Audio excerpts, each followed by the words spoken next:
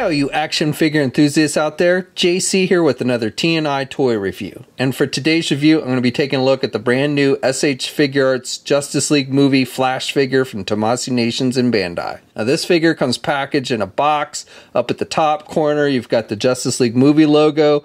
At the very top of the packaging, you have the Flash's logo. You also have a little bio about the S.H. Figuarts line. Then you have an image of the actual figure, and in the background you have an image of the Flash in the movie. Down below you've got the Flash's name. On one side, again, you've got the Justice League Movie logo and the Flash's name. On the other side, you have an image of the actual figure. And then on the back of the packaging, you have additional images of the figure showing off the various accessories and poses that you can put the figure in. And then down below, a bunch of writing I really can't read. All right, let's get this open and take a look at what's inside. Okay, so here's a look at the figure outside the packaging along with the other content. So first of all, you do get a little instruction sheet that shows you how to work the accessories, which you don't really need because the only accessories that come with this figure are multiple pairs of hands. So you get 3 different pairs of hands with this figure. You get a pair of closed-fisted hands, which are the ones that are attached to the figure when you first take it out of the packaging. Then you get that pair of standard running type hands where all the fingers are straight out and kind of closed together. And then you just get a normal pair of open hands where the fingers are a little more spread apart. The overall detailing on the hands is pretty good. Decent skin tone. He's wearing the fingerless gloves. And then he's got the maroon color with some darkish gray color, which does match the rest of the figure pretty decently. Switching out the hands is pretty easy. Just pop off the hand you want to replace. You've got the hole in the hand, and then you've got that little ball peg joint, and you want to basically just take the hand you want to replace it with and pop it on there. And it should get on there pretty easily and does fit nice and tight.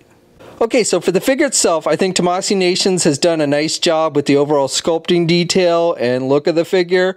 So starting with the head sculpt, I think they've done a nice job capturing the actor's likeness. Even though the mask covers most of the face, you can still basically tell that it looks like the actual actor from the movie. So I do like that detailing. Good skin tone on the face. The eyes look good. I like the sculpting detail on the actual mask. He's got the wings here on the side, which are done with a metallic gold. And then he's got the black striping with the maroon color for the rest of the mask. So overall, you know, I think they've done a really good job with that.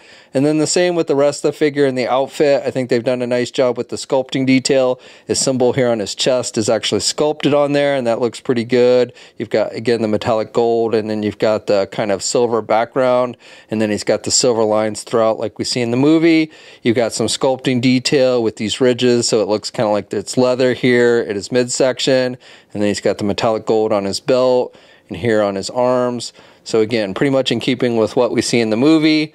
And then you've got that kind of detailing all down the legs as well. Now the figure stands about 6 1/4 inches tall. Okay, and here's a comparison with the S.H. Figuarts Justice League Wonder Woman figure and Justice League Batman figure. And out of these 3, Flash is actually the tallest. Wonder Woman and Flash are pretty close to the same height, but Flash is a hair taller. And then Batman is the shortest of the bunch. And honestly, I can't recall, but it does seem like that Batman shouldn't be shorter than Flash. But maybe, you know, Ben Affleck's just a short guy and I don't remember. And then finally, here's a comparison with Mattel's own DC Multiverse Justice League Flash movie figure, and the Mattel one is a bit taller.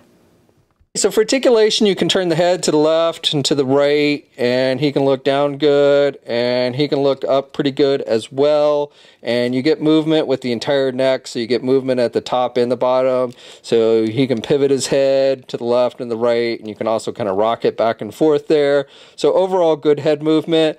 With the arms, he can get his arm out good, and he's got good rotation there at the shoulder. He does have that butterfly type joint, so he can get the shoulder back and forth good. You also get some up and down movement there at the shoulder. He can cross his arm over pretty good, so overall good movement there.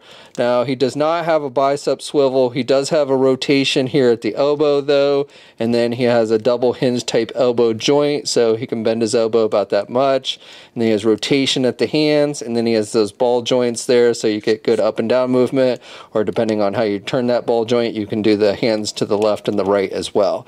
He has a midsection joint, so you get some rotation there. You can pivot pivot to the left and the right a little bit. Doesn't have much in the way of actually crunch forward movement or back movement there, just a little bit. And then he does have a waist swivel, so again, you've got rotation there, and he can definitely pivot good there at the waist. And he can crunch forward a little bit, but not too much, and can look back more than he can crunch forward. You do get some gappage there at the midsection when you have him look back there at the waist. And then with the legs, he can do the splits about that much. You can get the leg forward good, and you can do the leg out and back. He has a thigh swivel, and then he has a double hinge type knee, so good bending there at the knee. And then with the feet, you've got back and forth movement. You have some ankle pivot there, and you have rotation. And then you also have some toe articulation with this one, and no peg holes on the bottom of the feet. Okay, so that's my review. So overall, I think the figure itself is fairly solid. I like the overall sculpting detail. I think the head sculpt does look like the actor. However, the downside to this figure is the lack of accessories.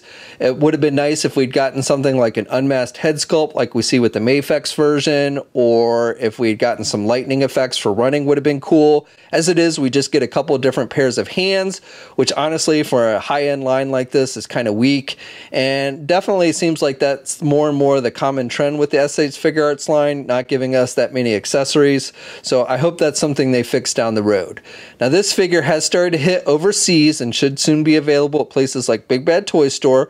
We'll have a full image gallery up at toynewseye.com. There'll be a link in the video description below. As always, leave a comment. Let me know what you think. If you're so inclined, please like the video. And if you haven't already, please subscribe to the channel by hitting that button down below. I'd really appreciate it.